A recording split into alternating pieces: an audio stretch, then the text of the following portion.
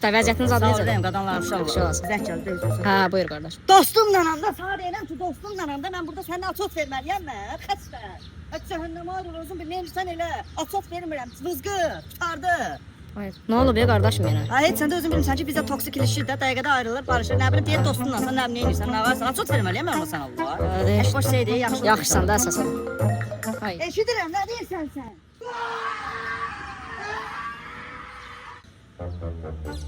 Yaxşısan ay brat, sən nə səsəbisən elə bil. Şükür Allah, yaxşı da ayrıldım, tutardı da götürsəm mən ondan bir də hara da adam belə insana sən Allah yola gedər. Yola gedər belə sana. Belə adamla yola gedərsən ki sən. Nə bilim, sizdəki toksik deyə. Hər şey nəysə başım bırak.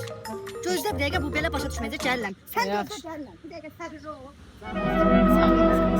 Aa, barışdı siz? Küsmüşdük ki biz barışaq. Heç nə, Allah xoşbəxt eləsin, nə deyim? Deyəsən bizi ayırmaq məqsədi. Yo qardaşım, yo, əstəğfurullah. Qoyma dəvətli sən ürəyim qurban. Hə, lap yaxşı gələrəm. 100 manat gəzdirərsən. Baş üstə, baş üstə.